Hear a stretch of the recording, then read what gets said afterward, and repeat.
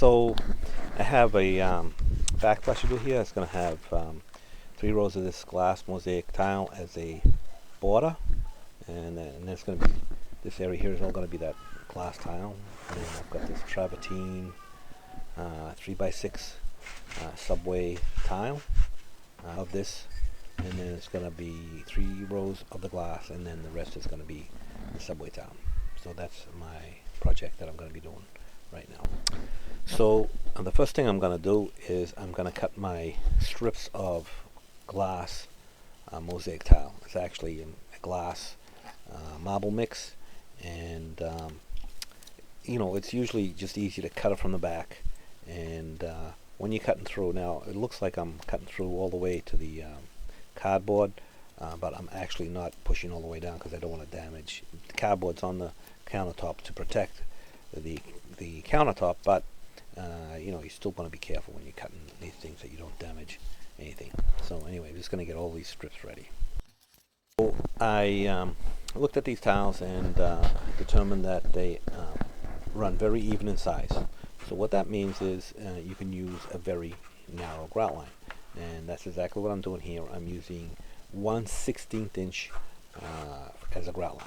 You don't have to do that. You can use a grout line if you want, but most people prefer a narrow grout line. The thin set I'm using here is Superflex, and you don't really need Superflex, which is a high polymer content thin set for these Travertine tiles. But because I have the glass mosaic strip, which does require the high polymer content thin set, I'm just going to install it using all the same adhesive. That way I don't have to mix 2 different kinds. It just makes it easy. The area is small.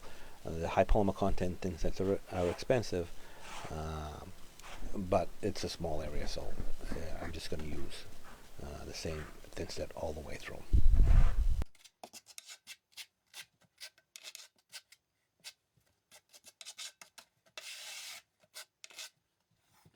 As I said, the tiles don't run very even in size, but there is some slight variation in thickness. So sometimes that's the look you want, sometimes it's not. So I'm using a 1/4 inch square notch trowel here, so when you're putting them into the thin set, you just want to keep an eye on what you're doing, and sometimes you're gonna have to push a little harder or not quite so hard. Sometimes you might have to back battle one a little bit just to get it to be right. But depending on the look you want, you're just gonna have to pay attention to that. And so this is, like I said, on a running bond, which is it's essentially a brick pattern. And I'm just going to get my whole 3 rows down, and then I am going to install the glass mosaic border. The glass border is actually a little thinner than the Travertine, so I'm going to have to build it out a little bit. But you'll see how I do that in a minute.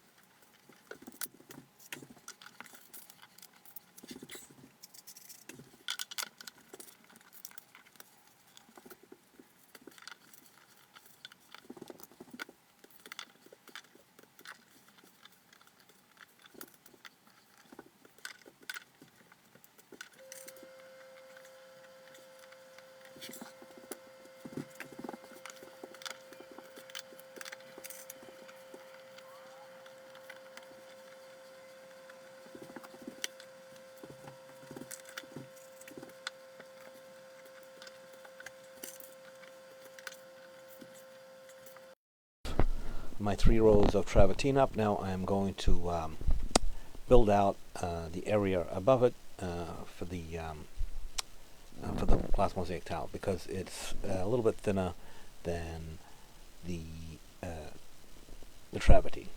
And usually, sometimes you can use a strip of detra, or you can use a strip of noble membrane, or anything you have on hand that is suitable to go under the tile. In this case, the only thing I had available to me right now was some of the fabric that I use for waterproofing, and so I used that, and I had to put 3 layers of it on. And sometimes it's actually a good thing, because you have very fine control of just how thick you want it to be. And so the way I did this was, I first, with a very small notched margin trowel, I put some thinset along where it's going to go, and then I put the fabric on, and then I smoothed it out with a flat margin trowel, and then I repeated that for the 3 layers. It takes a little more time than it would if you were just doing 1 layer of something that's exactly the right thickness, but I didn't have that available to me, and this is all I really had at that particular time. So that's what I'm doing right now. And if you don't build it out, then what's going to happen is the glass mosaic tile is going to sit lower than the travertine, and it just doesn't look good. You can always have the mosaic glass tile sitting slightly proud of the travertine, which works fine and it looks good, or you should have it just perfectly level with it, but you really don't want it to be lower. So that's what I'm doing with this here, and it's always the same thinset, Superflex high polymer content thinset.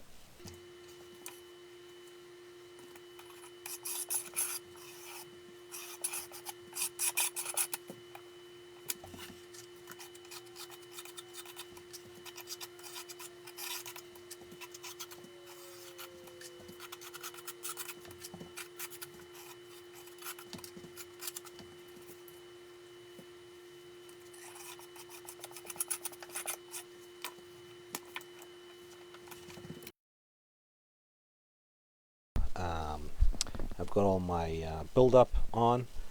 I'm going to be putting the glass border up, and it's really just the same thing, same margin trowel with the small teeth in it, and I'm going to spread my thinset, as you can see here, and then I am going to use put the glass mosaic border in place, and then I'm going to use my float to push it in and make sure that it's flat with the travertine tile.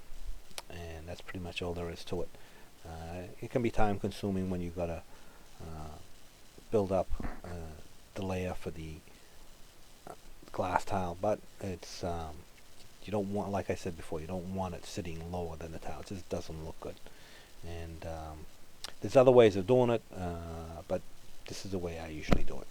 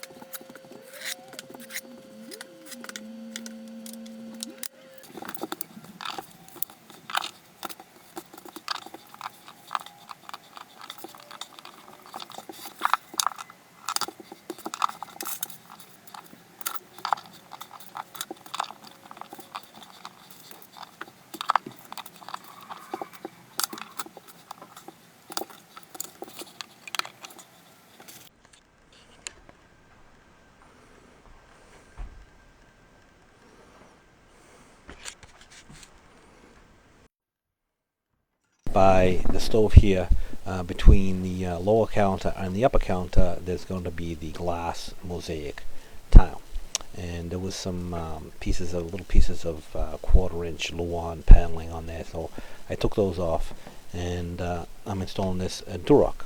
But at the very end of the Durock, I am putting a piece of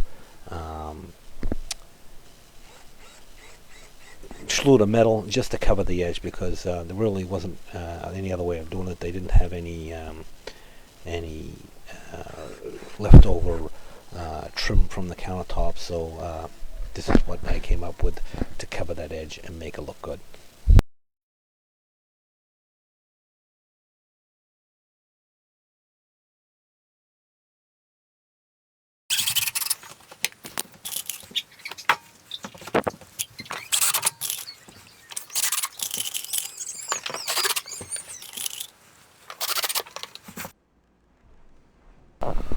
Once I had the door on, I just went right ahead and I installed the glass mosaic tile. And once again, I'm using the same thin set, Superflex.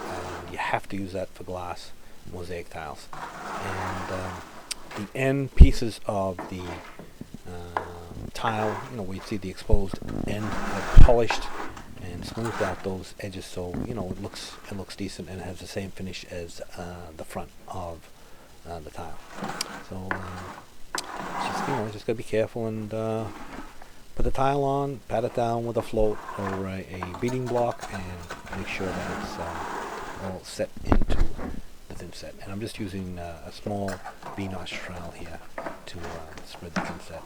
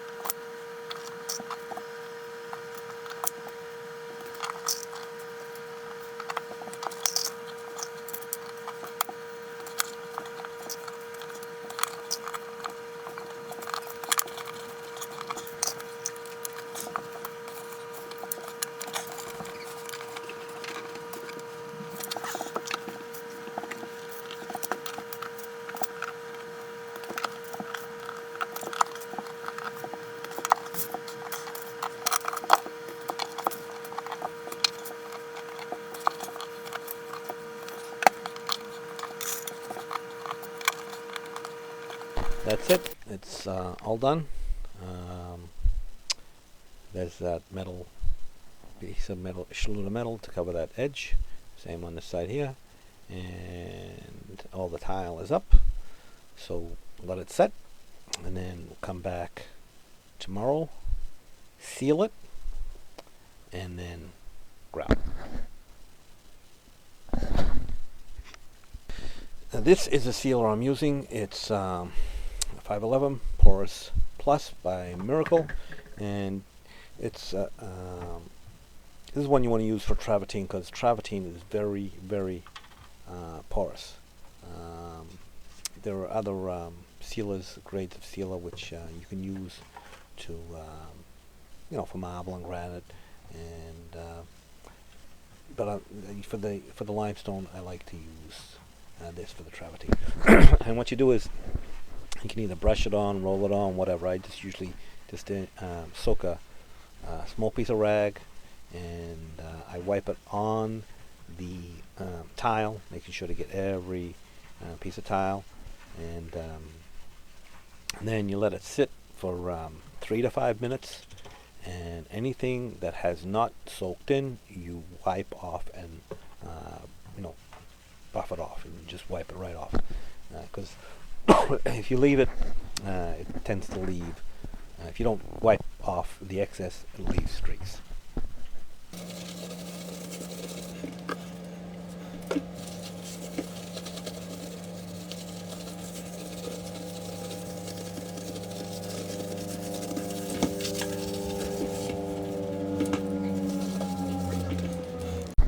Usually I do a section at a time because you don't want the sealer to sit on there too long. Just 3 to 5 minutes in it for this Porous Plus. And once it's been on there, like I said, you wipe any excess off, and just make sure that you get it all and wipe it off nice and clean, and don't leave any streaks. It's more important with the polished stuff than it is with the honed stuff, but still, you want to make sure that you really clean it after you've let it sit for a few minutes.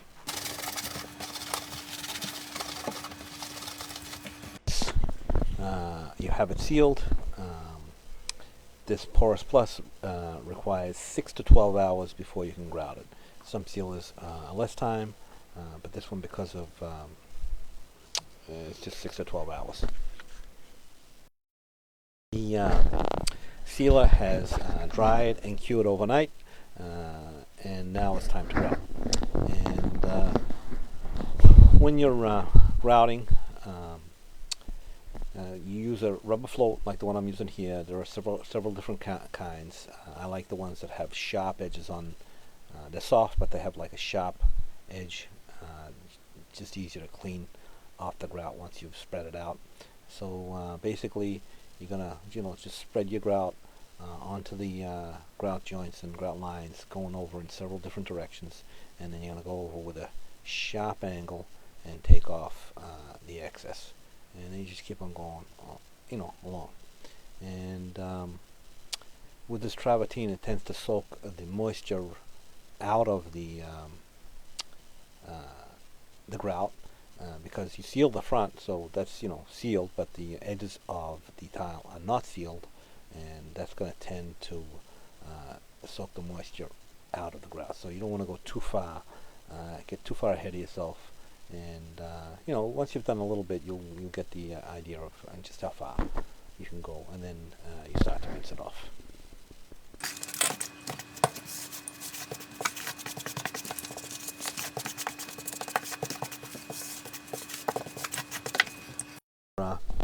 Once you've got your grout spread, it's time to wash it off. And what you just plain, clean, cool water, and you rinse out your sponge, and you make sure that it's only just damp. You don't want a lot of water dripping from the sponge.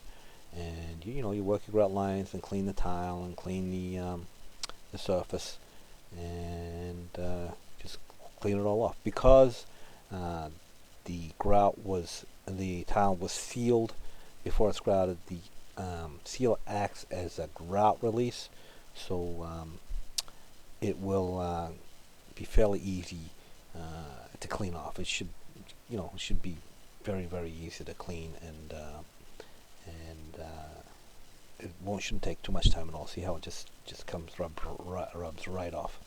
And so you just keep on doing that, and wash your tile off, and just work the joints and work the surface, and clean it off. And then once you've got it nice and clean, what you do is you run your sponge in just one direction to get the practically all the residue off, and let it dry, and then you give it a final rinse, and you should be pretty much done. If there's anything else left when it dries, you can just buff it off with a rag.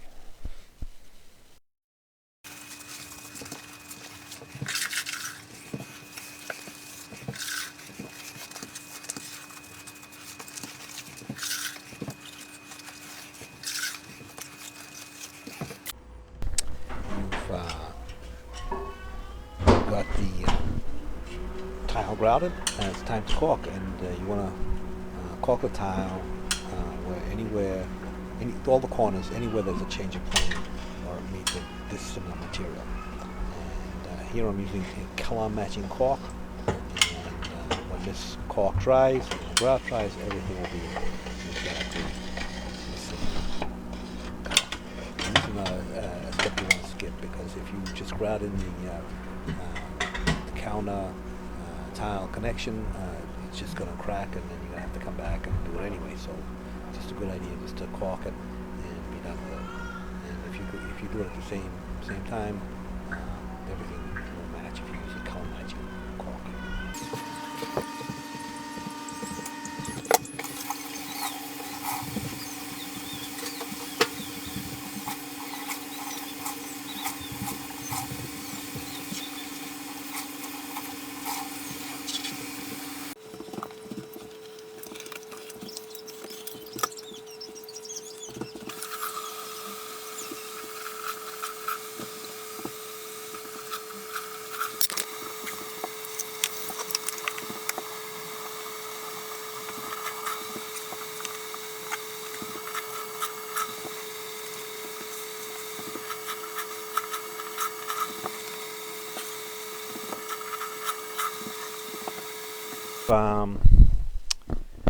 You've done everything right, this should be your end result. Nice kitchen backsplash.